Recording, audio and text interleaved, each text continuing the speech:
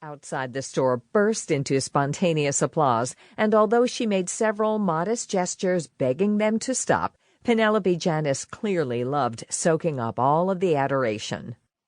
Donna, a heavy-set Sherman's bookstore employee who was known for wearing thick wool sweaters even in the dog days of summer because she was cold all the time, flew out the door to greet the VIP guest and then ushered her inside the store with all the fanfare she could muster. "Hello, everyone. I'm so glad you could make it," Penelope cooed, as the doting fans inside the store followed the leads of the less fortunate ones, still standing outside, and enthusiastically broke into more applause. "She looks even prettier in person," Martha gushed, clapping her hands so hard her palms started turning red. Donna whisked Penelope down the aisle to the back of the store, where her table, pens, and stacks of books awaited. After a few minutes of glad-handing all of the Sherman's bookstore staff, Penelope plopped down in her leather chair that had been wheeled out from the back office just for this special occasion. She waved over the first person in line to get her book personally autographed. Hayley had secretly hoped that she might get the chance to have a brief chat with Penelope while having her book signed, mostly because she wanted to tell her just how much she enjoyed her books and TV show. But gatekeeper Donna kept the chatter between the author and her devoted readers to a minimum by shooing them away the second Penelope handed their book back to them with a bright smile. It took less than 5 minutes before Hayley found herself standing before her culinary idol. She clutched her copy of Making Magic Out of Leftovers to her chest and stared at the attractive woman with the Lucille Ball hair color. Hayley was at a complete loss for words, a rare occurrence, by the way. "Would you like me to sign your book?" Penelope asked politely, as Hayley noticed her lipstick matched her hair perfectly.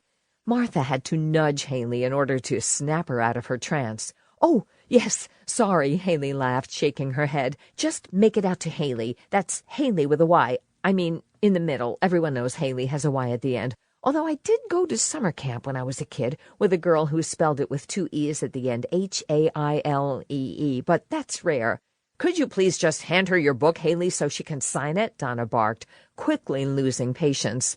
"Gosh, I'm just a bundle of nerves. I guess I never thought I would ever meet you in person," Hayley said. She handed Penelope the book and watched her start to write her name on the title page inside the front cover, but then she stopped and looked up at Hayley. "Hayley? As in Hayley Powell?" "Yes, that's right," Hayley said, incredulous. How could this woman possibly know who she was? "As in Hayley Powell, who writes the Island Food and Spirits column I read every week in the local paper?" "Yes," Hayley said. "I'm such a huge fan," Penelope yelped. Martha dropped her book on the floor in shock. "You know my column?" Hayley asked, her mouth agape. "Of course I do. You forget I live here during the summer. I like to keep up with all the local news. I stumbled across you a few years ago, and I have to say I've been hooked on your column ever since. I also must confess I've lifted a few of your recipe ideas for my show, but please don't sue me." "No, of course not. I'm flattered," Hayley cried, trying to remain calm and not dance around the store in a frenzied, euphoric state. Hayley knew a few notable people who spent the summer months on the island and were aware of her column. There was the late Olivia Redmond, a billionaire bacon heiress, and also Rhonda Franklin, the famous daytime TV hostess of The Chat, who was an unabashed fan. And there were also more than a few locals who claimed Martha Stewart, a summer resident who bought the old Ford estate in Seal Harbor, was vaguely aware of her, but Hayley had never encountered her in person. But Penelope Janice, sitting right in front of her with a big toothy grin on her face, announcing her devotion to Hayley's obscure small-town musings, this was a whole other level. "I've been dying to meet you and talk to you," Penelope said, reaching out and taking Hayley's hand to shake it, since Hayley was too dumbfounded to offer it herself. "It's such a pleasure to meet you." "Mrs. Janice, we have a lot of people waiting in line to get their books signed," Donna said softly but firmly.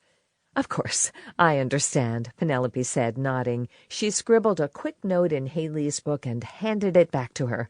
Hayley stared at it, still unable to comprehend the idea of her being an